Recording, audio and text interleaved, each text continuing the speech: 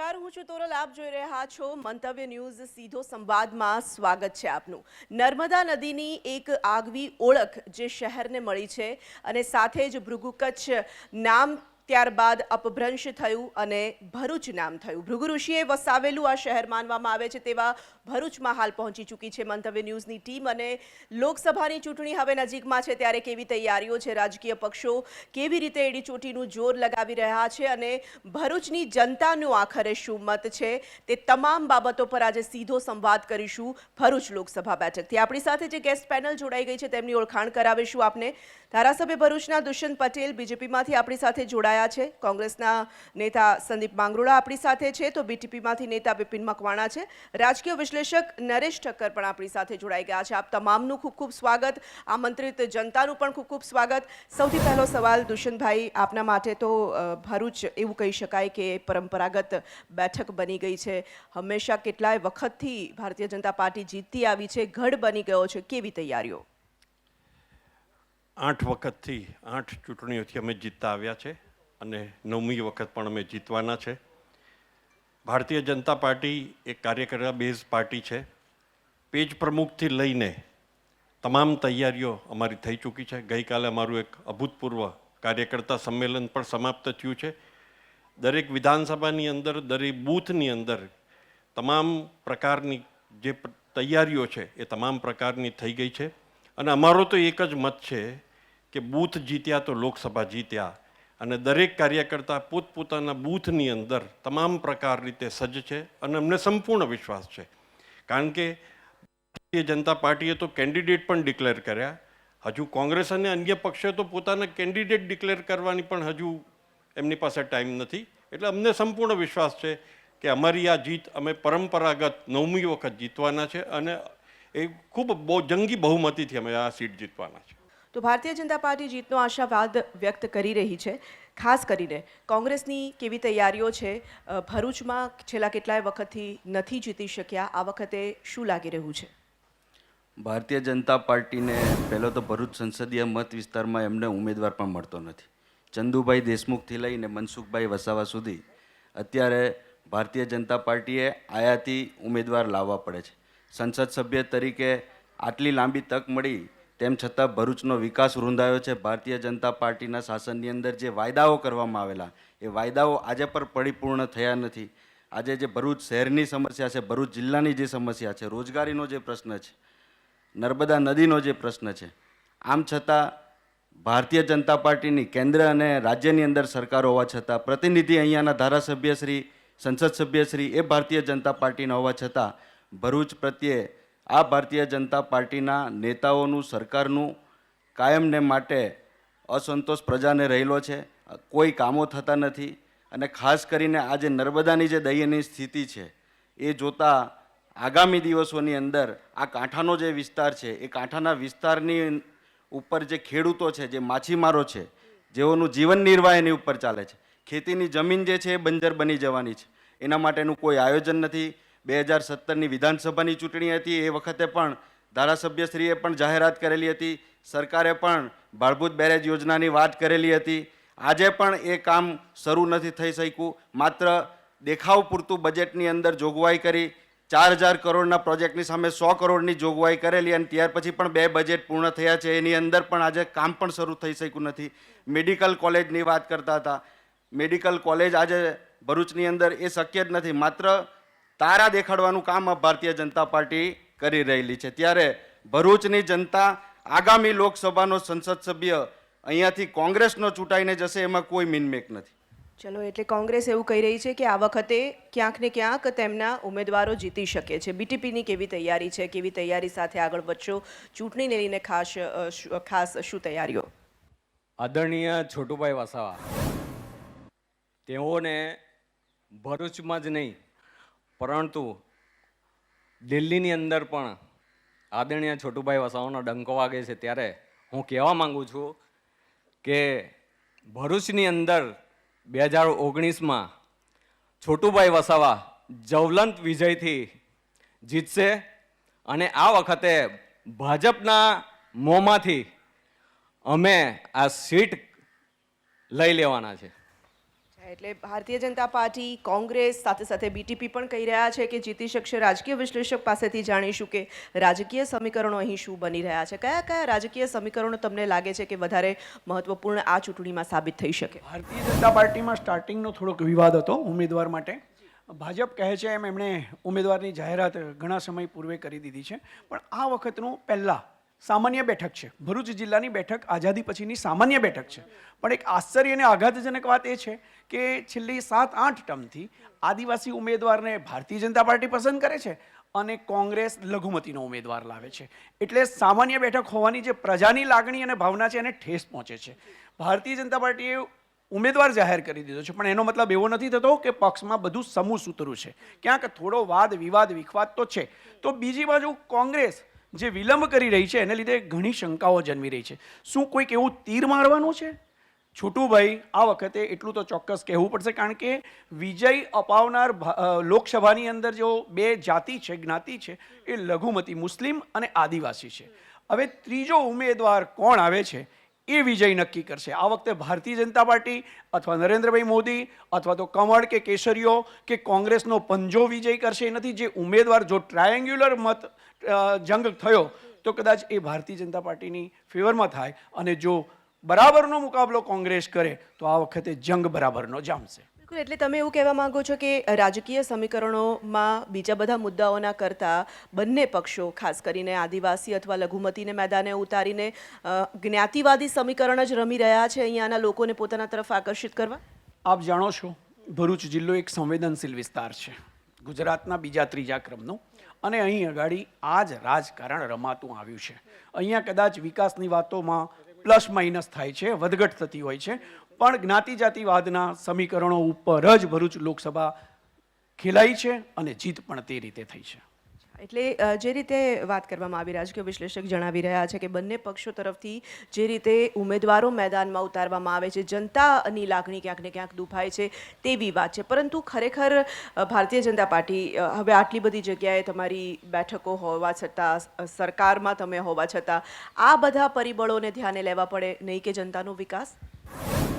Bharatiya Janata party જે કંઈ ભરૂચમાં 8 ટર્મથી જીતે છે એ વિકાસ આધારિત રાજનીતિ છે. ક્યાંય કોઈ જ્ઞાતિ આધારિત તૃષ્ટિકરણ કરીને રાજકારણ કરતા નથી. માનનીય સંદીપભાઈએ હમણાં જણાવ્યું, અમારી ક્ષતિઓ જણાવી, બરાબર છે, રૂલિંગમાં છે, 8 ટર્મથી છે, એ નાની મોટી ક્ષતિઓ જણાવે, પણ મૂળ મુદ્દાની વાત કે એમના ઉમેદવારનું શું એ જણાવી શક્યા નથી. ભાજપની ક્ષતિઓ ગણાવી છે, કોંગ્રેસની ક્ષતિઓ તો અપાર છે, ગણી શકાય એવી નથી. એક કાર્યકર્તાઓની ટીમ જ નથી એમની પાસે. જે દેખાય છે એ આ કાર્યકર્તાઓ દેખાય છે, બાકીનું શું? રિયાલિટી ગ્રાઉન્ડ પર કોંગ્રેસ ક્યાંય નથી, કારણ કે સત્તાની બહાર છે. ગુજરાતમાં ઘણા 22-25 વર્ષથી ગુજરાતમાં સત્તાની બહાર હોવાથી હવે શું છે, કાર્યકર્તા નીચે હોય જ તો ચૂંટણી જીતી શકાય. એક કાર્યકર્તા બેઝ આખો નીચે ના હોય તો ચૂંટણી જીતી શકાતી નથી. મને પણ પોતાને 3 વિધાનસભા હું લડ્યો છું, અને 3 વિધાનસભા કેવી રીતે જીતવી, લોકોમાં કેવી રીતે પહોંચવું. લોકો ખાલી ભારતીય જનતા પાર્ટીને જોઈને મત આપતા નથી, વિકાસને જોઈને મત આપે છે. કામો થાય છે, કદાચ અમારાથી 1-2 કામ ના પણ થયા હોય, પણ આટલા વર્ષોથી જ્યારે આની સત્તામાં હોઈએ છે તો દરેક કામ દર વખતે નવી સમસ્યાઓ આવતો હોય છે, નવી સમસ્યાઓનું નિરાકરણ પણ કરતા આવ્યા છે. જેમ કહ્યું કે નર્મદા નદી, તો નર્મદા ડેમ આજે એ ગુજરાતની જીવાદોરી છે, અને જીવાદોરી હોય ત્યારે નર્મદા સુકાય છે, દરેકની લાગણી છે, એવી અમારી પણ લાગણી છે. પણ એનું નિરાકરણ શું? એના લાંબા સમય માટે પરમેનન્ટ નિરાકરણ એવું છે, કોઝવે કમ વિયરવેનું ટેન્ડર ફ્લોટ થઈ ગયું છે, એનું ભૂમિપૂજન થઈ ગયું છે, અને ઇલેક્શન પછી આવનારા દિવસોની અંદર એ કોઝવે કમ વિયરવેનું કામ શરૂ થશે. 4000 કરોડનો પ્રોજેક્ટ લાવો એ પણ ખૂબ મહત્ત્વની વાત છે. અમારું પોલિટિકલ વિલ છે, અને જેટલી સમસ્યાઓ ભરૂચમાં હતી, બ્રિજની સમસ્યા હતી, તો કેબલ બ્રિજ એ ગુજરાત કેન્દ્ર સરકારે, ભારતીય જનતા પાર્ટીએ સરકારે કર્યો. ગોલ્ડન બ્રિજની બાજુમાં નવો બ્રિજ, તો એ ભારતીય જનતા પાર્ટી ગુજરાત રાજ્યની સરકારે કર્યો. સમસ્યાઓ આવે છે તો એનું નિરાકરણ પણ છે. આવી અનેક બાબતો, પણ કોઈ એક મુદ્દો લઈને કોંગ્રેસ પોતાના મતદાર પાસે જઈ શકે એવી કોઈ સ્થિતિ નથી. પંચાયતથી લઈને પાર્લામેન્ટ સુધી અમારી પાસે ભારતીય જનતા પાર્ટીના તમામ સ્તરે અમારી પાસે કાર્યકર્તા છે, અમારી પાસે ચૂંટાયેલા સભ્ય છે, અને અમને સંપૂર્ણ વિશ્વાસ છે કે આ ચૂંટણી અમે જીતીશું.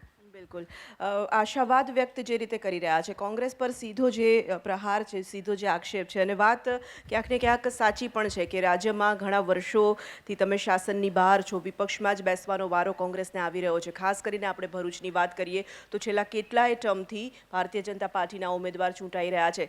લોકોમાં પોતાની વિશ્વસનીયતા ઊભી કરવામાં ક્યાં થાપ ખાઈ જાઓ છો? સૌથી પહેલાં તો દુષ્યંતભાઈનો આભાર માનું કે મેં જે ભરૂચના વિકાસના કામો જે રૂંધાયેલા છે એમણે એક્સેપ્ટ કરી લીધું, એમણે સ્વીકારી લીધું કે એ અમારી ક્ષતિ છે. બીજો મુદ્દો એ આવે છે કે કેડર બેઝ પાર્ટીની વાત કરે છે ભારતીય જનતા પાર્ટી. કોંગ્રેસનો ઉમેદવાર કોણ આવશે એ અમારી આંતરિક બાબત છે, પણ જ્યારે તમે કેડર બેઝ પાર્ટીની વાત કરતા હો ત્યારે ઉપરથી સ્કાય લેબ ગુજરાતમાં કેટલા પડ્યા છે, કેટલા કોંગ્રેસના ઉમેદવારોને, ધારાસભ્યોને તમે લઈને ટિકિટો આપી દીધી છે, ત્યારે તમારી કેડર બેઝ પાર્ટી ક્યાં ગઈ છે? આવા અનેક સવાલો છે. ખાસ કરીને ભારતીય જનતા પાર્ટી વર્ષોથી ભરૂચ જિલ્લાની અંદર, રાજ્યની અંદર અને દેશમાં પણ છેલ્લા 5 વર્ષથી શાસનમાં છે. અત્યારે જ વાત કરતા હતા કેબલ બ્રિજની. ભરૂચની જનતા અને સમગ્ર ગુજરાત અને દેશને ખબર છે કે કેબલ બ્રિજ કોના સમયમાં મંજૂર થયો. માત્ર ઉદ્ઘાટનો કરવાથી ભારતીય જનતા પાર્ટી એનો શ્રેય નહીં લઈ શકે. તમે ભાડભૂત બેરેજ યોજનાની વાત કરો છો તો ભાડભૂત બેરેજ યોજના માટે તમે હજી સુધી જમીન સંપાદન નથી કરી. તમે કઈ રીતે ચૂંટણી પછી કામ શરૂ કરવાની વાતો કરો છો? દરેક વખતે જ્યારે ચૂંટણી આવે છે ત્યારે માત્ર ભારતીય જનતા પાર્ટીના આગેવાનો લોકોને મૂર્ખ બનાવવાની વાત કરે છે. પ્રજા સમજી ગઈ છે, હવે છેતરાવાની નથી. એમને દર વખતનો ઇતિહાસ ભારતીય જનતા પાર્ટીનો રહેલો છે કે ઇલેક્શન આવે ત્યારે પ્રજાના જે મુદ્દાઓ છે, પ્રજાના જે પ્રશ્નો છે એને બાજુએ મૂકીને નવા ફાલતુ મુદ્દાઓને આગળ ધરીને પ્રજાને અને મતદારોને ગુમરાહ કરવામાં માહિર છે. પણ પ્રજા ઓળખી ગઈ છે અને હવે એમની છેતરાવાની, ભારતીય જનતા પાર્ટીના વચનોથી પણ છેતરાવાની નથી. 2014ની અંદર પણ એમણે જે વચનો આપેલા હતા, ખેડૂતોને જે પોષણક્ષમ ભાવોની વાત કરેલી હતી, સ્વામીનાથનના રંગરાજન કમિટીના રિપોર્ટની જે વાત કરેલી હતી એનો અમલ કરવાની વાત કરેલી હતી, અને જે ઉત્પાદન છે ઉત્પાદનના 1.5 ગણા ખેડૂતોને એના પાકના વળતર મળશે એની જે વાત કરેલી હતી. અને એ વખતે તત્કાલીન મુખ્યમંત્રી અને આજના વડાપ્રધાન કપાસ અને ખેતીના પાકોના ભાવને લઈને અનેક વખત પ્રશ્નો ઉઠાવેલા હતા. આજે 5 વર્ષથી સત્તામાં છે, કેમ ખેડૂતોને પોષણક્ષમ ભાવો આપી શકતા નથી? ખેડૂતોની આજે સ્થિતિ શું છે? આજે આઝાદીના ઇતિહાસની અંદર 5 વર્ષમાં ખેડૂતોએ જે આત્મહત્યા કરી છે એ ભારતીય જનતા પાર્ટીના એનડીએના શાસનમાં થઈ છે, એટલી ક્યારેય થઈ નથી. આ કોંગ્રેસની એનડીએની સરકાર હતી એ વખતે 72,000 કરોડના ખેડૂતોના દેવા નાબૂદીની વાત કરેલી હતી. અને ગઈકાલે જે રાહુલ ગાંધીજીએ પ્રોજેક્ટની જાહેરાત કરી છે અને દરેક ગરીબ પરિવારોને લગભગ 20 કરોડ લોકોને એનો લાભ મળવાનો છે. અને દર મહિને 6,000 રૂપિયા એટલે કે વર્ષના 72,000 રૂપિયાની આવક એમને આપવાની જે ગેરંટી આપેલી છે. અને એના માટે થઈને ભારતની જે ગરીબ પ્રજા છે એના માટે આ જે મુદ્દો એમણે મૂક્યો છે એ ખૂબ જ આશાસ્પદ છે. અને એનાથી આ ગરીબીની જે સમસ્યા છે એ સમસ્યા હલ કરવામાં ખૂબ આપણને સફળતા મળશે. જે રીતે 3 રાજ્યોના અત્યારે ઇલેક્શન થયા અને એની અંદર જે કોંગ્રેસે ચૂંટણી ઢંઢેરાની અંદર જાહેરાતો કરેલી એ પણ 10 દિવસની અંદર આવીને પરિપૂર્ણ કરી દીધા. ખેડૂતોના દેવા નાબૂદીની જે વાત કરેલી એમાં પણ અમે સફળતાપૂર્વક 10 દિવસની અંદર એ દેવા નાબૂદી પણ કરી દીધી છે. એટલે બીજે રાજ્યમાં જ્યાં ચૂંટણી થઈ અને ત્યાં કોંગ્રેસ જીતી, જે જાહેરાત કરી હતી એ પૂરી કરી છે એવું કહેવામાં આવે છે. ભારતીય જનતા પાર્ટી બી દરેક વખતે જે જાહેરાત કરે છે, તમને શું લાગે છે કે કેટલી જાહેરાતો, કેટલી યોજનાઓ, કેટલા વાયદાઓ ખાસ કરીને ભરૂચ માટે પૂરા કરી શક્યા? અને હવે આગળ શું ઈચ્છી રહ્યા છો? તમને એવું લાગે છે કે તમારી સરકારમાં મોટું યોગદાન થઈ શકે છે?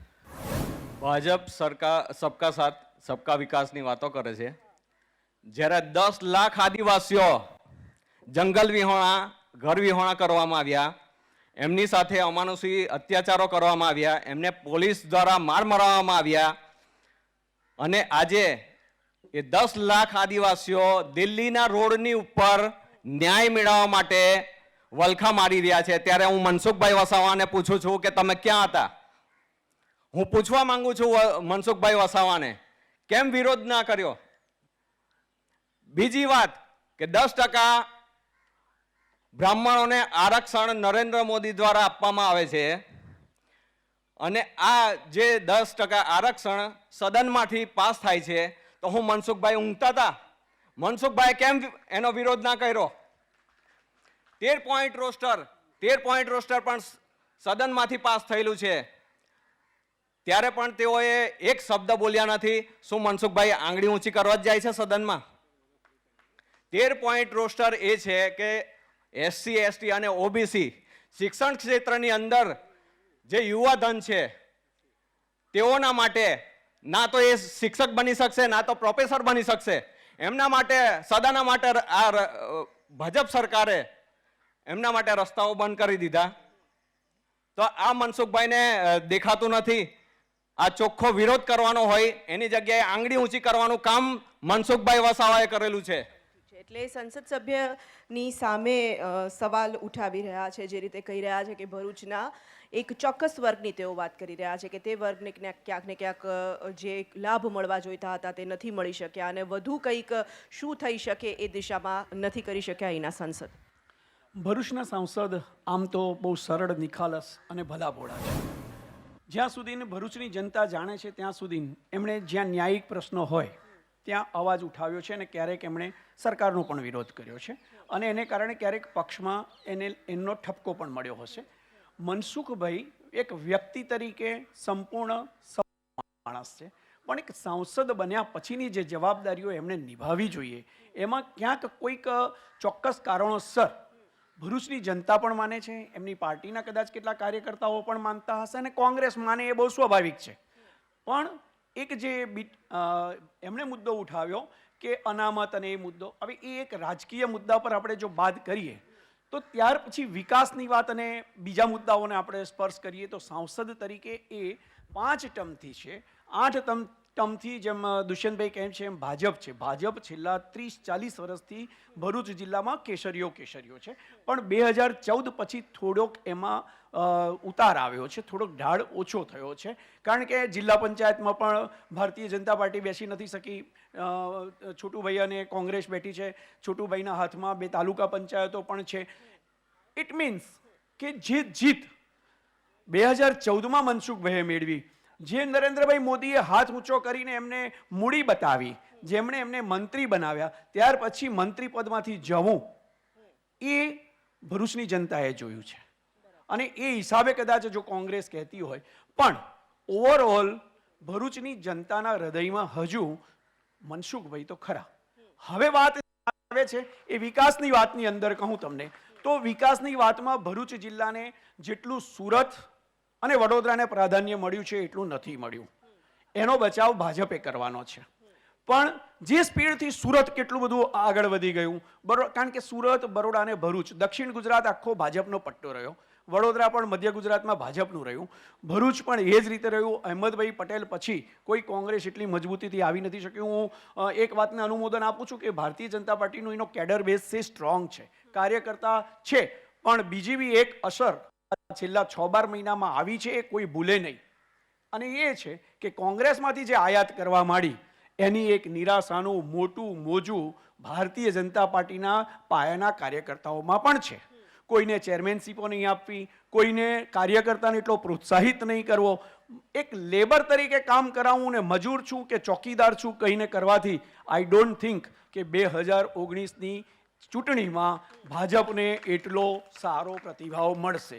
હા, એક વાદ ચાલશે, પણ એ વાદની પાછળની વાસ્તવિક સમસ્યાઓ છે એ પણ ભૂગર્ભમાં ચાલી રહી છે. અને સો આઈ ટેલ યુ કે હવે ત્રિપાંખીયો જંગ જામે છે કે દ્વિપાંખીયો, એની પર ભરૂચ જિલ્લાની લોકસભાનું પરિણામ અવલંબિત થાય છે. બિલકુલ, ખૂબ ઘણા બધા મુદ્દાઓની તેમણે વાત કરી છે. એક મહત્વપૂર્ણ મુદ્દો કે તમારે હંમેશા શરૂઆતમાં એવું કહેવામાં આવતું હતું કે કોંગ્રેસ મુક્ત ભારત બનાવી દઈશું, અને હવે ભારતીય જનતા પાર્ટીની જે હાલત છે બિલકુલ કોંગ્રેસ યુક્ત થઈ ગઈ છે. મને લાગે છે કે મંત્રીઓ પણ હવે ધીરે ધીરે તમારા કોંગ્રેસમાંથી આવેલા વધતા જાય છે અને ભારતીય જનતા પાર્ટીમાંથી જીતેલા લોકો માત્ર કાર્યકર્તા બનીને રહી જાય છે.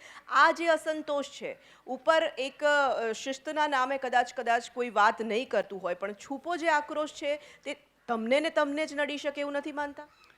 ભારતીય જનતા પાર્ટી એક કેડર બેઝ પાર્ટી છે, પાર્ટી વિથ અ ડિફરન્સ છે. અમારું પ્રદેશ સંગઠન એ જે કરે છે એ સમજી વિચારીને કરે છે અને કદાચ ભારતીય જનતા પાર્ટીના સારા માટે કરતું હોય છે. કોઈ કાર્યકર્તાનું મન દુભાયેલું નથી. કદાચ કાર્યકર્તાનું મન દુભાયેલું હોત તો આજને એ પ્લેટફોર્મ પર એ સ્તર પર આવી ગયું હોત. પણ આખા ગુજરાતની અંદર આપ જોશો તો આવું ક્યાંય જોવા મળતું નથી. રહી વાત વિકાસની અને મનસુખભાઈની, તો જે મુદ્દા અહીંયા ઉઠાવવામાં આવ્યા, મારે ખાલી એટલું જ પૂછવું છે કે આ 6ઠ્ઠી ટર્મ છે. 5 ટર્મ સુધી આવી અનેક ડિબેટોમાં અમે ભાગ લીધો છે, અનેક ડિબેટો સામનો કર્યો છે, અનેક પ્રશ્નો અમારી સમક્ષ આવ્યા છે. તો શા માટે 1.5 લાખ મતથી મનસુખભાઈ જીતે છે? ધારો કે આ બધા જ કારણ ફ્લોર પર હોત, આ બધું જ જે કહે છે અહીંયા આગળથી જે કહેવામાં આવ્યું, આદિવાસી વિશે કહેવામાં આવ્યું, ભરૂચના મુદ્દા વિશે કહેવામાં આવ્યું, જો આ જ પરિસ્થિતિ હોત તો ક્યાંક ને ક્યાંક જાકારો મળ્યો હોત.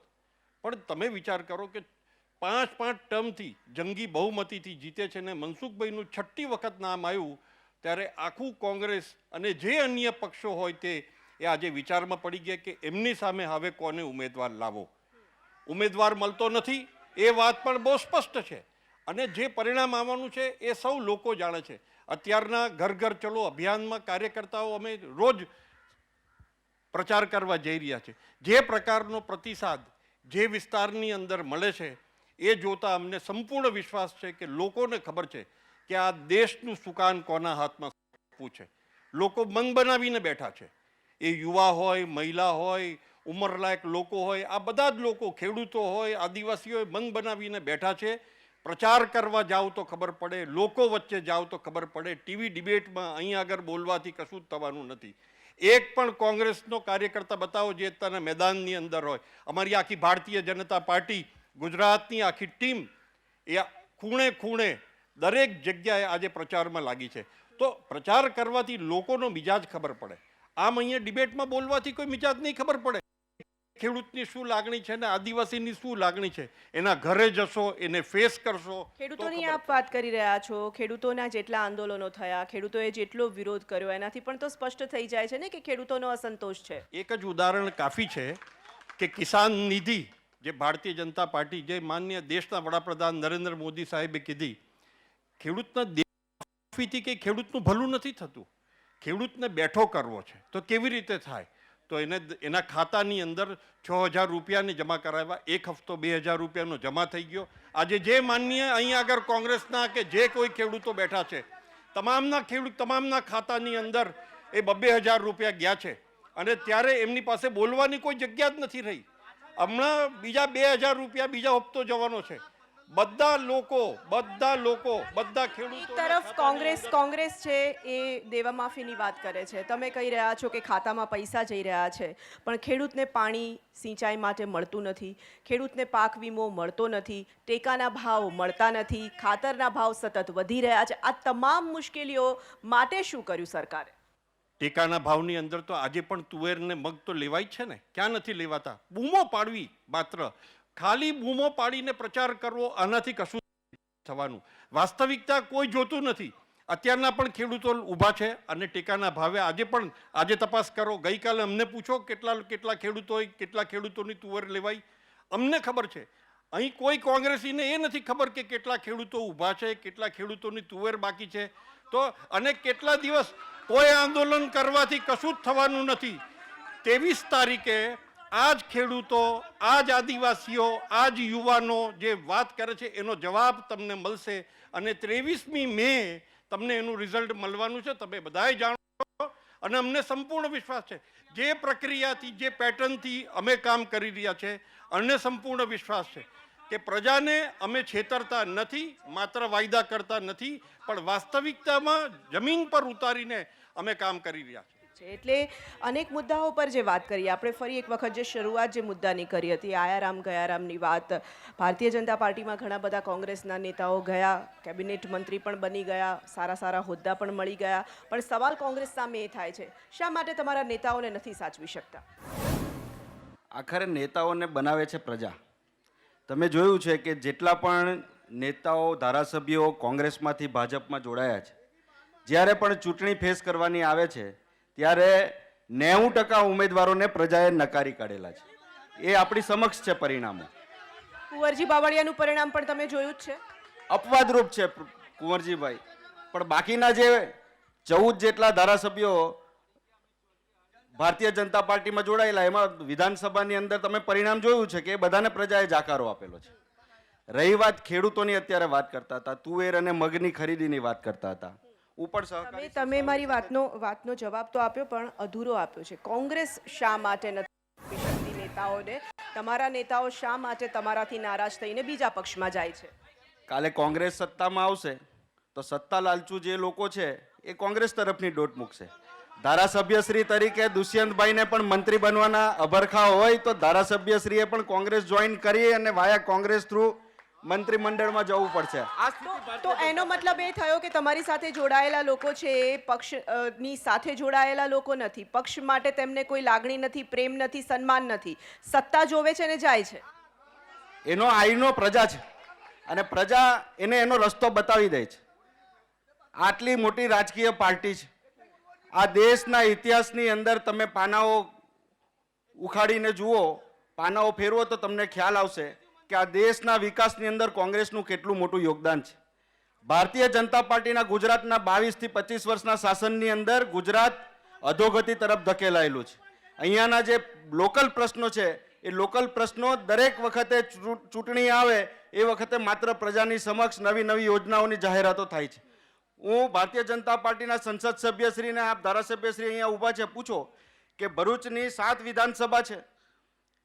આ 22 વર્ષની અંદર મનસુખભાઈ કેટલા ગામોની વિઝિટ કરી છે? એમની ગ્રાન્ટો તમે જુઓ કે ગ્રાન્ટો ક્યાં ક્યાં ફળવાય છે. આ જોશો તો તમને ખ્યાલ આવી જશે કે ભારતીય જનતા પાર્ટી માત્ર ચૂંટણી આવે ત્યારે પ્રજાનું ધ્યાન ભટકાવવા માટે નવા નવા પેંતરાઓ રચે છે. અને એ પેંતરાનો જ એક ભાગ આજે પુલવામાનો જે હુમલો છે એમાં ઇન્ટેલિજન્સ ફેલિયર છે. એ ભારતીય જનતા પાર્ટી કેમ નથી સ્વીકારતી? આતંકવાદીઓને નાથવા જોઈએ અને એ શક્તિ કોંગ્રેસની અંદર છે. ભૂતકાળની અંદર ત્યારબાદની એર સ્ટ્રાઇક જે છે, ત્યારબાદની જે એર સ્ટ્રાઇક છે એનું જ તો પરિણામ છે ને, જવાબ છે ને. પુલવામા અટેક થયો ત્યારબાદ જ એર સ્ટ્રાઇક કરવામાં આવી ને. એર સ્ટ્રાઇક થી નહીં ચાલે. એકની સામે 10 માથા લાવવાની વાત હતી. પાકિસ્તાનને કચડી નાખવું જોઈએ. કોંગ્રેસ એમની સાથે છે, સરકારની સાથે છે. અને ઇન્દિરા ગાંધીએ પાકિસ્તાનના 2 ટુકડા કરી દીધેલા એ ઇતિહાસ પણ આજે લોકો જાણે છે. માત્ર વાતો કરવાથી, પાકિસ્તાનના ગાળો દેવાથી આતંકવાદીઓનો ખાત્મો નથી થઈ જવાનો. નોટબંધી જેવી વાત કરીને લોકોને ભ્રમિત કરેલા હતા કે નોટબંધી આવવાથી આતંકવાદનો ખાત્મો થઈ જશે. આ 5 વર્ષના શાસનની અંદર કેટલા આતંકવાદી હુમલાઓ થયેલા છે એની કોઈ ચર્ચા નથી. ઠીક છે. એટલે જે રીતે આખી આ વાત સામે આવી રહી છે, આપણે અન્ય કેટલાક મહત્વપૂર્ણ સવાલો પણ છે, જનતા તરફથી પણ લોકોની જે વાત છે તે લેવી છે અને તેમના જવાબો મેળવવાનો પણ એક પ્રયાસ કરીશું. અત્યારે રોકાઈએ છીએ એક બ્રેક માટે.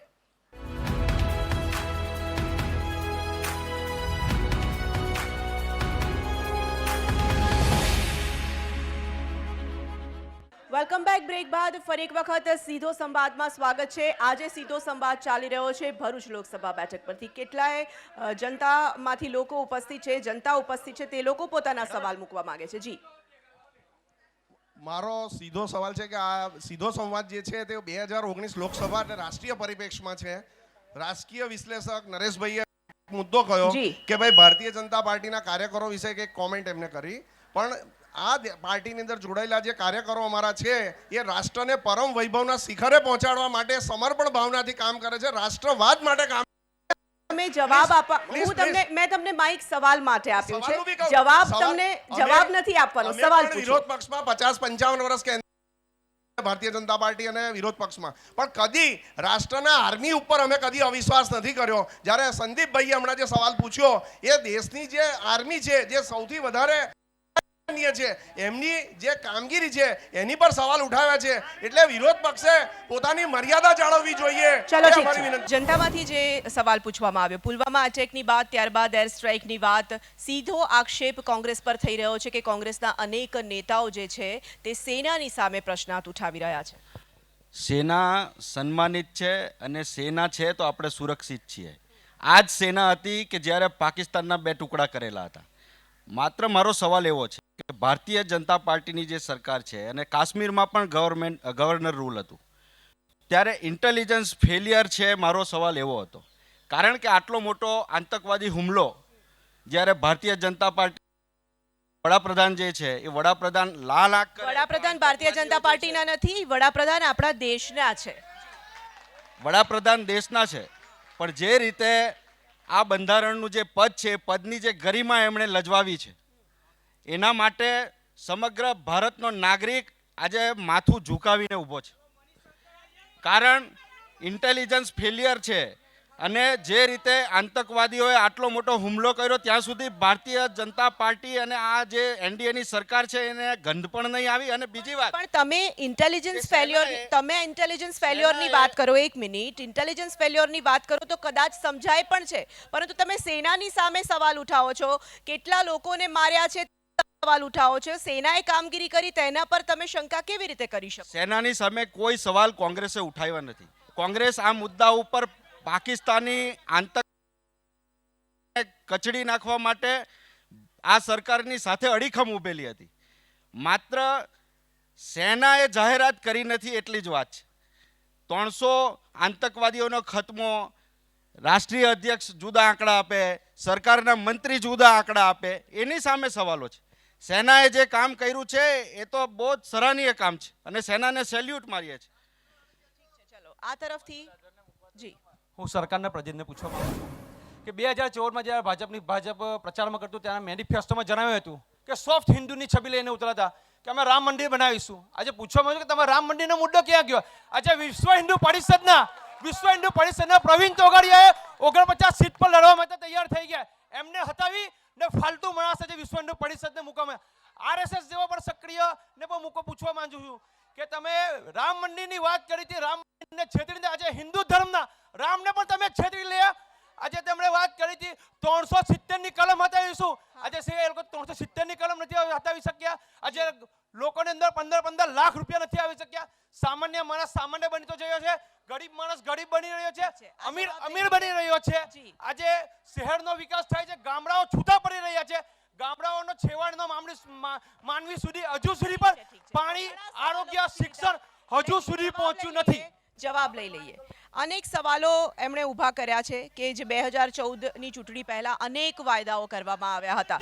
રામ મંદિરથી લઈને 370 કલમથી લઈને તમામ વાયદાઓને લઈને શરૂઆતમાં કહેવામાં આવ્યું કે આ હિન્દુત્વનું રક્ષણ કરતી સરકાર છે, હિન્દુત્વ સરકાર છે, અને ત્યારબાદ રામ મંદિરના મુદ્દાને બિલકુલ તમે જે રીતે મૂક્યો હતો, અને રામ મંદિર આ 5 વર્ષમાં ક્યારેય યાદ જ ના આવ્યું સરકારને. પહેલો તો રામ મંદિરનો મુદ્દો એ સુપ્રીમ કોર્ટમાં છે. બીજી બાબત, પણ પહેલા દુષ્યંતભાઈ, પહેલા એવું કહેવામાં આવ્યું હતું કે ચુકાદો આવે ચુકાદો ના આવે રામ મંદિર બનાવવામાં આવશે, તો હવે શું થયું? સુપ્રીમ કોર્ટનું જ્યારે મુદ્દો છે, મારો તમે જવાબ પૂરો થવા દો. અમારો મુદ્દો આજે પણ રામ મંદિર એ જ જગ્યાએ બનાવવાના છે, પણ કોર્ટને આધીન હોય જ્યાં સુધી સહમતિ સંધાય નહીં ત્યાં સુધી એને આ મુદ્દાને છેડ્યો નહીં હતો. નજીકમાં જ હવે ટૂંકા દિવસની અંદર જ જેવો એનો નિર્ણય આવે, રામ મંદિર ત્યાં જ બનવાનું છે. આ ભારતીય જનતા પાર્ટીના એજન્ડાની અંદર જ છે અને રામ મંદિર બનાવીને જંપીશું. બીજી વાત, 370ની કલમની વાત કરી. હમણાં જ આપણે કોંગ્રેસના નેતા છે એમનું સ્ટેટમેન્ટ તમે સાંભળ્યું. આર્મીનું અહીં પણ અપમાન થયું. ઇન્ટેલિજન્સ ફેલિયર, ઇન્ટેલિજન્સ કોના હાથમાં છે? બરાબર છે. જે દિવસે તમે વાત કરતા હતા આતંકવાદી હુમલાની, ઇન્ટેલિજન્સ ફેલિયરની, તમે સરકારમાં હતા ત્યારે કેટલા 26/11નો મુદ્દો અમે યાદ કરાવીએ. આ દેશની અંદર કેટલા આતંકવાદી હુમલા થયા, ત્યારે શું કર્યું, ત્યારે કેમ સર્જિકલ સ્ટ્રાઇક કેમ ના કરી? આવા અનેક મુદ્દાઓ અમારી પાસે પણ છે. પણ અમારો મેનિફેસ્ટો કે અમે બહુ ક્લિયર છીએ કે 370ની કલમ જેવા દિવસો હજુ નજીક આવશે, કારણ કે જે પ્રકારે કાશ્મીર ઘેરાયેલું છે આતંકવાદીઓથી, અત્યારે છેલ્લા 20 દિવસની અંદર 300થી વધારે આતંકવાદીઓનો ખાત્મો બોલાયો. આ બી સત્ય છે. તો આવી અનેક પોઝિટિવ બાબત જોયા વગર તમે દેશની સુરક્ષા પર જ્યારે પ્રશ્ન કોંગ્રેસના નેતા કરે છે ને, અને અહીંયા પણ આ ટીવીના ચેનલના માધ્યમથી પણ અહીં ઉભેલા નેતાએ પણ જ્યારે ઇન્ટેલિજન્સ પર જ્યારે સવાલ ઊભા કરે છે, તો એ આર્મી સામેના સવાલ ઊભા કરે છે. ઠીક છે. આપણે સવાલને વધારે પેચીદો નથી બનાવવો. જે રીતે સવાલ રામ મંદિરને લઈને સામે આવી રહ્યો છે, પહેલા ભારતીય જનતા પાર્ટીએ રામ મંદિરની વાત કરી, ત્યારબાદ 5 વર્ષ ભગવાન રામને બિલકુલ ભૂલી ગયા, અને હવે એવું લાગ્યું કે રામ મંદિર કદાચ અથવા ભગવાન રામ નહીં લાભ અપાવી શકે, એટલા માટે રાષ્ટ્રવાદની વાત લઈ આવ્યા છે, એવો પણ એક આક્ષેપોમાં ક્યાંક થોડુંક સત્ય પણ છે. કારણ કે ભારતીય જનતા પાર્ટીના પાયામાં એક બહુ મોટો બુદ્ધિજીવી વર્ગ છે. આપ જોજો, એક ભણેલા ગણેલા નાગરિક તરીકે, ભારતીય તરીકે હવે એક નવી પેઢી જે ઉભરી રહી છે ને, એ આવા બધા મુદ્દામાં એટલી તણાઈ નથી જવાની અને એનું પરિણામ 2019માં મળશે. તમે ઉન્માદ જગાવો. આ દેશની લોકશાહી માટે બહુ ઘાતક છે. આજે હું કહું છું, ભાજપ કોંગ્રેસ વાળાને નહીં ગમે, હું હમણાં મહેન્દ્રભાઈને પણ એક વાત કરવાનો છું કે મહેન્દ્રભાઈ, રાષ્ટ્રને પરમ વૈભવ પર લઈ જવા માટે તમારે એની જરૂર નથી પડતી. તમે પુરુષોત્તમ સોલંકી તમારો કાર્યકર્તા હતો, તમારો મંત્રી બન્યો. 20 નામ હું હમણાં અહીંથી આપું. તમારા ભાજપના કાર્યકર્તાઓ પરમ વૈભવ પર જાતે ગયા છે, રાષ્ટ્રને નથી લઈ ગયા. આ સમજી લેજો. મૂળ વાત જે રામ મંદિરની છે, હું પણ એનો સાક્ષી છું. ત્યારે કદાચ વિશ્વ હિન્દુ પરિષદ ઈંટ લઈ ગઈ, બરાબર છે, કરોડો રૂપિયા થયા, ત્યાં ચૂકવણું ન થયું. પણ જ્યારે એક મુદ્દોમાં નિષ્ફળ જવાનું આવે, આ કોંગ્રેસને પણ લાગુ પડતું હશે એટલે બહુ ખુશ થવાની જરૂર નથી. પણ આ દેશની રાષ્ટ્રીય પાર્ટીઓ રાષ્ટ્રભાવના એને દાવ પર લગાવે છે. આ સમજી લો.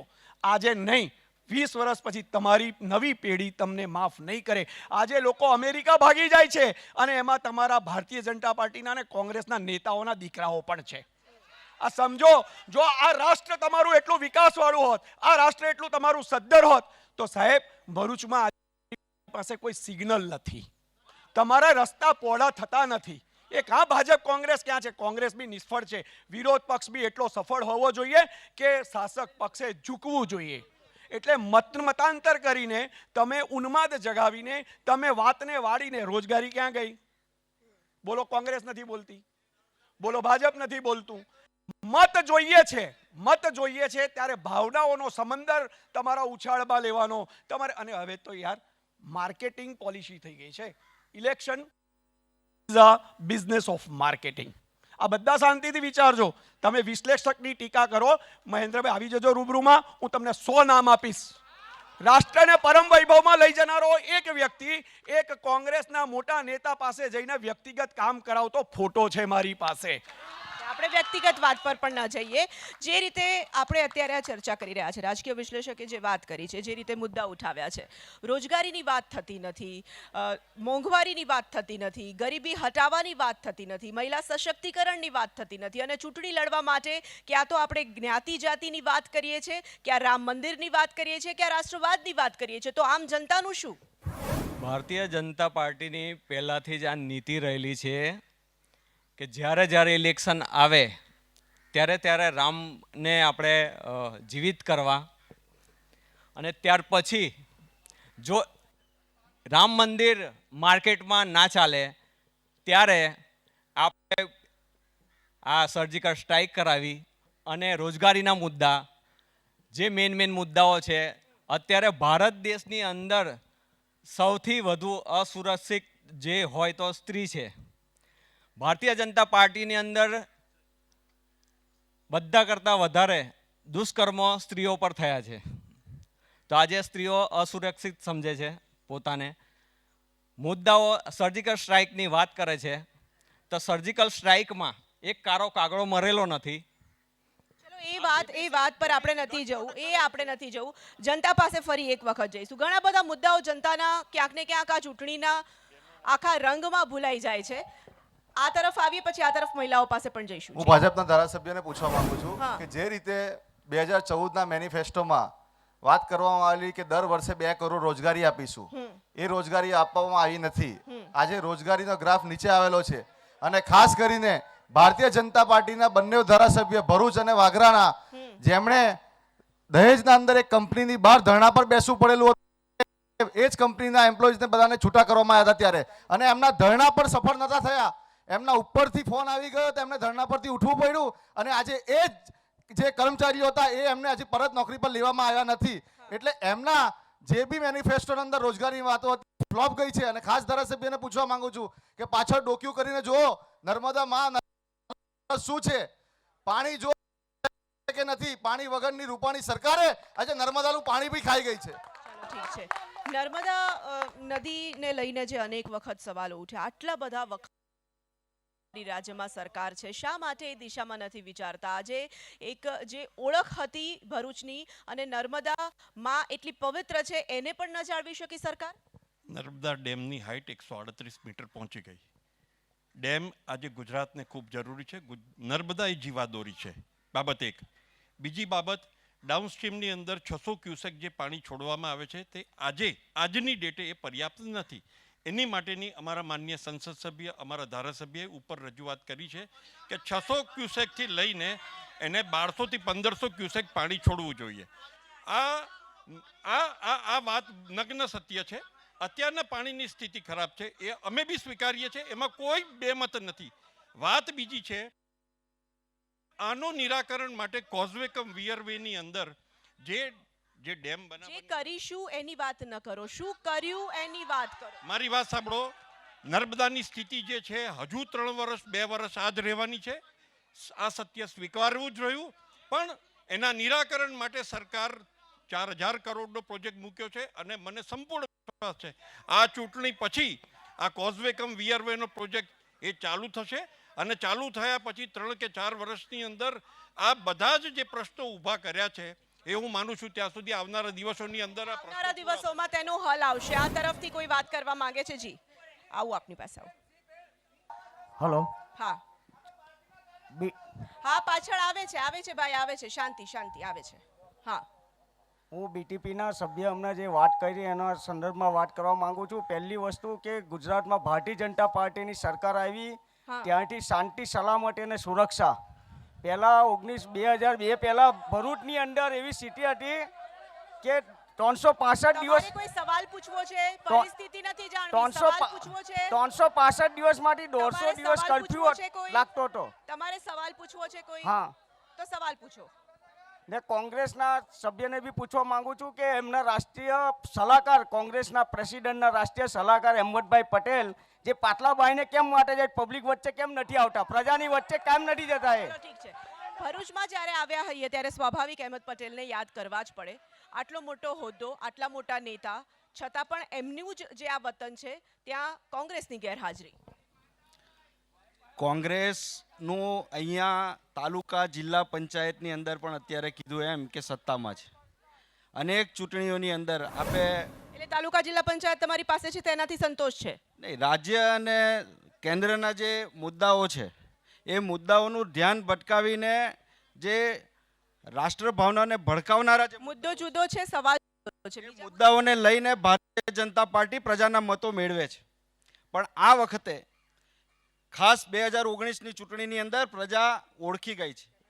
અત્યારે જે મુદ્દાઓ આપણી સમક્ષ છે એમાં અહીંયાથી જે વાત કરવામાં આવી, ધારાસભ્યશ્રીએ કીધું. અહેમદ પટેલને લઈને જે સવાલ છે એનો જવાબ આપી દો, પછી ધારાસભ્યની વાત. પટેલ એ કોંગ્રેસના રાષ્ટ્રીય સંગઠનની અંદર ખૂબ જ મોટું માથું છે, ખૂબ મોટી જવાબદારીઓ છે અને સતત દિલ્હીની અંદર એમની હાજરી છે. એના કારણે એ લોકસભાની ચૂંટણીઓ લડવાનું ટાળે છે અને ભરૂચની અંદર એવા સક્ષમ ઉમેદવારો છે, આગેવાનો છે. માત્ર ભરૂચ પૂરતું સીમિત નથી, દિલ્હીમાં બેઠા પછી પણ ભરૂચનો જે કંઈ વિકાસ થયેલો છે એની પાછળ શ્રેય અપાય તો એ માત્ર અહેમદભાઈ પટેલને આભારી છે.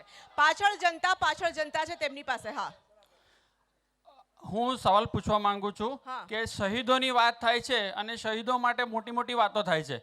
દરેક શહેરની અંદર શહીદ સ્મારક છે, તો ભરૂચની અંદર જ્યારે શહીદોને સન્માન આપવાની વાત આવે છે ત્યારે ભાજપ અને કોંગ્રેસ બંનેઓને હું પૂછવા માંગુ છું કે એક પણ શહીદ સ્મારક નથી.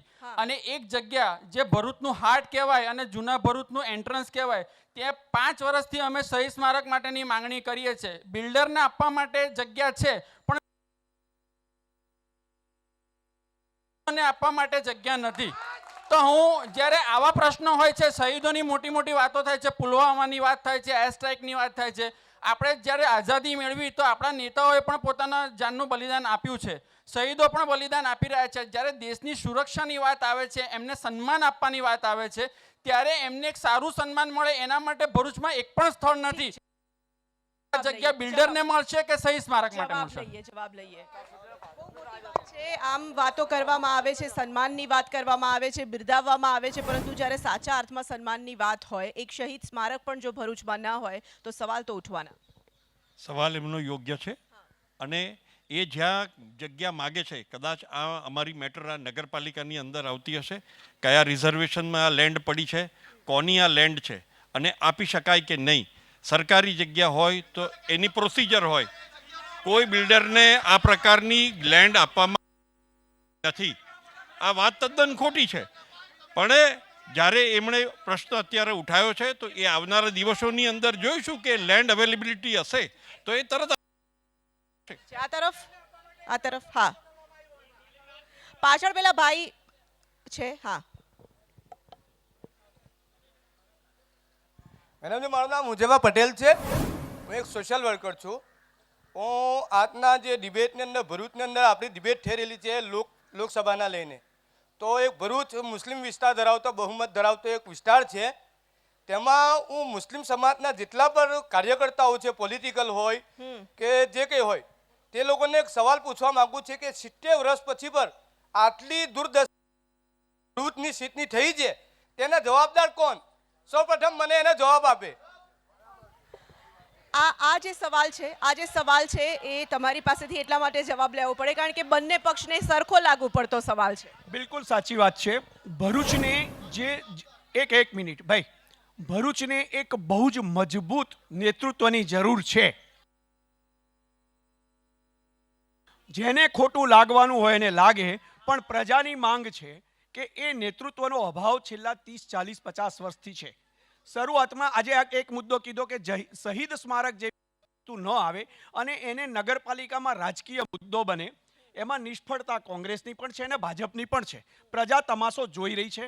કોઈ એક કારણસર મત જો આપે છે તો એ કાયમ અખંડ નથી રહેવાનું. એ જ્યારે બદલાશે ત્યારે સત્તા પરિવર્તન થશે. બીજી વાત જે એમણે કરી કે ભાઈ અહેમદભાઈ, હું તો એવું માનું છું, બંને પાર્ટીના મારા મિત્રો જ છે, પણ અહેમદભાઈએ પણ હવે મેદાને આવવું જોઈએ. હાર જીત બધાની જ થાય. અને મારે કોંગ્રેસના મિત્રને કહેવું છે કે ભાઈ ભારતીય જનતા પાર્ટીના બે કર્ણધર નરેન્દ્રભાઈ અને અમિતભાઈ આખો દેશ ખૂંદે છે, એમને 400 પાર લાવવી છે, તોય ગાંધીનગરમાં જઈને બેન ઊભા છે. તો અહેમદભાઈએ પણ આ દેશ ખૂંદવાનો છે, એમની જોડે પણ ઘણા બધા છે.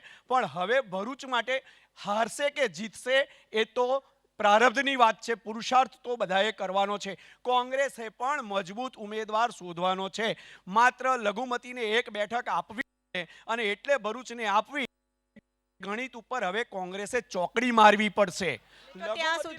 લઘુમતી લાવો તો બી સક્ષમ, મજબૂત, રાષ્ટ્રભક્ત કે જીતે એવો લાવો. એટલે એક વર્ગને ખુશ કરવા માટે ટિકિટ ફાળવી દેવી, પરંતુ નેતૃત્વની સામે સવાલ ઊભા થાય તો પ્રશ્ન છે જ. બિલકુલ, તમારે જવાબ નથી આપવાનો, તમારે સવાલ પૂછવાનો હતો. જી બેસો. મારું નામ પાટણવાડિયા પ્રજ્ઞેશ છે. હા, હું ભરૂચનો નાગરિક છું. ગુજરાતમાં દારૂબંધી કેટલી સફળ અને ભરૂચમાં કેટલી, કારણ કે રોજે રોજ દારૂની ગાડીઓ પકડાય છે, તો એ દારૂબંધી કેટલી સફળ થાય છે એનો જવાબ જોઈએ. દારૂબંધીની વાતો થાય છે, આ વાત હંમેશા સામે આવતી હોય છે કે દારૂબંધી માત્ર કાગળ પર જ છે. ને ખોટી વાત છે. કાગળ પર હોત તો એ જ પ્રશ્ન ભાઈ બોલ્યા કે દારૂ પકડાય છે. લાવતા હશે, ના પણ નથી, પણ પકડે છે. પોલીસ પોતાની કામગીરી કરે છે. પણ દુષ્યંતભાઈ, એક વાત કે 2 ટ્રક ભરીને દારૂ પકડાયો, સારી વાત છે, પણ એકાદ 2 ટ્રક નીકળી ગયા હશે તો તે તો દારૂ પહોંચ્યો ને. સરહદોને શા માટે મજબૂત નથી કરાતી? ગુજરાતની સરહદોને મજબૂત કરો તો કદાચ ક્યાંક ને ક્યાંક દારૂબંધી સફળ થશે. સરહદો પણ મજબૂત છે અને સરકારની નીતિ પણ બહુ મજબૂત છે. સરકારે અનેક કાયદા વિધાનસભાની અંદર કડકમાં કડક અમલ કરાવડાયો છે અને જે કોઈ આની અંદર આવે છે એને સરકાર બક્ષતી નથી કે છોડતી નથી. અને સરકારની નીતિના કારણે જ આજે જે ભાઈએ પ્રશ્ન કર્યો કે પકડાય છે, બહુ સારી બાબત છે. અભિનંદન આપીએ પોલીસને.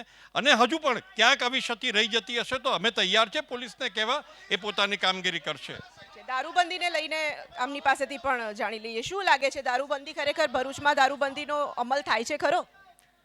ના, તમે સમાચારમાં જોતા હશો, 1-2 દિવસમાં 2-3 ગાડીઓ પકડાઈ છે. ભરૂચ જિલ્લાની અંદર જેટલા તાલુકાઓ છે એની અંદર દારૂના વેપલાઓ ચાલે છે, ખુલ્લેઆમ ચાલે છે. જુગારના વેપલાઓ ચાલે છે, ખુલ્લેઆમ ચાલે છે. અને આ વેપલાઓ ભાજપ સરકારની રહેમ નજર હેઠળ ચલાવવામાં આવે છે. ઠીક છે, અન્ય કોઈ સવાલ? હા, દારૂબંધીનો જે મુદ્દો છે એ ખૂબ જ સંવેદનશીલ મુદ્દો છે અને સરકાર અને સરકારની અંદર બેઠેલા નેતાઓ અને અધિકારીઓ એના માટે આર્થિક સદ્ધરતા બક્ષવાનું આર્થિક સદ્ધરતા મેળવવાનું આ સાધન હવે તો બની ગયેલું છે. અહીંયાથી કીધું એમ કે ભારતીય જનતા પાર્ટીના આ ક્ષેત્રના સંસદ સભ્યએ પણ દારૂ પીનારાઓને ટકોર કરી છે કે દારૂ પીવો પણ પોટલી કચરા પેટીમાં નાખો. આ માનસિકતાવાળા લોકો સત્તા ઉપર છે અને એની પાસે તમે કેવી રીતના દારૂબંધીની આશા રાખી શકો? ચલો, અન્ય કોઈ સવાલ? ભરૂચની જનતાનો વિકાસને લઈને કોઈ સવાલ? જી, બંને તરફથી જેને વાત કરવી હોય ને. હા, મારો એક સંદીપભાઈને સવાલ છે. હમણાં 5 દિવસ પહેલાં કોંગ્રેસની વિધાનસભાની બેઠક મળેલી. સ્ટેજ પર એમના બધા આગેવાનો બેસેલા હતા. એમનામાંથી જ એક આવ્યો અને એવું બોલ્યા કે આ લુખ્ખાઓ કેમ અહીંયા સ્ટેજ પર છે ને અમે કેમ નહીં. હું આ પૂછવા માંગુ છું સંદીપભાઈને કે શું એમના જ કાઉન્સિલરો આવી રીતે વાત કરે છે? ઠીક છે. આવું કંઈ બન્યું હોય તો એ અશિસ્તની બાબત છે અને સંગઠન એને ગંભીરતાપૂર્વક એ સંગઠનનો પ્રશ્ન છે. સવાલ સવાલ સવાલ વિકાસને લઈને કોઈ વાત હોય, કોઈ ખરેખર સાચો મુદ્દો હોય. વિકાસના વડા કરનારાઓને હું પૂછવા માંગુ છું કે 5 વર્ષથી ગટર યોજના, અહીંયા ભૂગર્ભ ગટર યોજના કેટલે અંશે સફળ છે અને ક્યાં શું એક ટ્રીટમેન્ટ પ્લાન્ટ છે, શું કરવામાં આવ્યું? અને માત્ર વાતોના વડા કરે છે. એમને તો માત્ર ક્યાંથી પૈસા આવે એ જ કામ છે. બીજી વાત, બીજો એક ભ્રષ્ટાચારની વાત કરું કે આ જે જમીન, જે શહીદ સ્મારક માટે જમીનની જે માંગણી કરવામાં આવી છે એ રતન તળાવની જમીન છે. એ રતન તળાવની જમીન પર જેન કેન પ્રકારે ઠરાવ કરીને 1 કરોડ રૂપિયાનો ખર્ચો કરી અને એ સરકાર ને બિલ્ડરને ફાળવવામાં આવી છે. 2 પ્રશ્નો પૂછવા છે. અત્યારે જે ગટરની વાત છે એ ખૂબ જ મહત્વનો મુદ્દો છે અને હું 2012ની અંદર વિધાનસભા પણ લડી ચૂકેલો છું. દુષ્યંતભાઈ 2007માં પણ હતા. એ વખતની ચૂંટણીમાં પણ આ ગટરનો મુદ્દો આવતો હતો. 2012માં પણ એમણે વચન આપેલું હતું. આજે પણ ભરૂચની, જૂના ભરૂચની જે સ્થિતિ છે અને ખાસ કરીને વરસાદી પાણીનો કોઈ નિકાલ નથી. 50% સોસાયટીઓ વરસાદના પાણીની અંદર. ચલો, સવાલ. 2007ની અંદર જે વાત કરી, પહેલાં ભરૂચને પાણી આપ્યું, પાણી આપ્યા બાદ જ ના થાય એ માન્ય સંદીપભાઈને ખ્યાલ હોવો જોઈએ. બીજી વાત, ગટરની વાત કરે છે. 170 કરોડના ખર્ચે આ જ સરકારે ગટર યોજના મંજૂર કરી છે અને ગટર યોજનાનું કામ કાર્યરત છે. ભરૂચની ટોપોગ્રાફી જે કહીએ એ સામાન્ય શહેરો કરતાં વિચિત્ર છે. ક્યાંક ઊંચું, ક્યાંક નીચું, અને જે પ્લાન્ટ જ્યાં મૂકવો હોય એની જગ્યા, કારણ કે આપણી પાસે 8 સેન્ટરો એવા છે કે જ્યાંથી આપણે પાણી કલેક્ટ કરીને એને પમ્પિંગ સ્ટેશનમાં એને ફાઇનલ ટ્રીટમેન્ટ માટે મોકલાવવો પડશે. જે માન્ય કોંગ્રેસના ચૂંટાયેલા સભ્ય છે એણે કદાચ પણ જો આનો અભ્યાસ કર્યો હોત તો ના વાત એ છે આટલા વર્ષો થઈ ગયા, આટલા વર્ષોથી આ વાત ચાલી રહી છે, એનું કોઈ સોલ્યુશન કેમ નથી આવી રહ્યું? 70% કામ થઈ ગયું છે અને 30% કામ બાકી છે. આવનારા દિવસ આ પણ કામ પૂરું થવાનું છે. પહેલા આ પ્રશ્ન હતો કે કેમ નથી થયું, પણ મેં એમ કહ્યું તમને કે ટોપોગ્રાફી ભરૂચની એ લોકોએ સમજવી પડશે. કોઈ એમ કહેશે કે અહીંયાથી ગટર લાઈન નાખવી તો એ નાખી શકાય નહીં, કારણ કે ગ્રેવિટી બેઝના પ્રશ્નો અનેક છે અને એ બધા સમજે છે.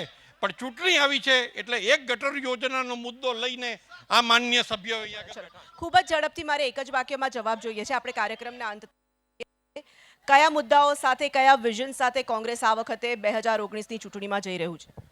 એ પહેલા હું, મારી પાસે સમય નથી. ટોપોગ્રાફીમાં ભારતના વડાપ્રધાન વિદેશ પ્રધાનની જેમ ફરે છે, ત્યારે યુરોપના દેશોની ટોપોગ્રાફી જે છે. હવે તમે મને મુદ્દા પર આવો છો, જઈને જોઈ આવો. તમે મને જવાબ આપો છો કે હું આગળ જાઉં?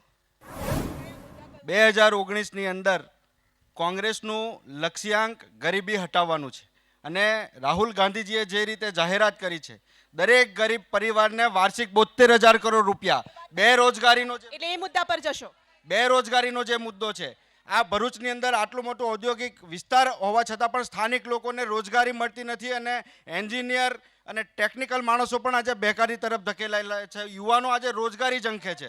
મહિલાઓનો સુરક્ષાનો પ્રશ્ન મહત્વનો છે અને એ તરફ ભારતીય રાષ્ટ્રીય કોંગ્રેસ જે છે એનું પ્રાધાન્ય રહેશે.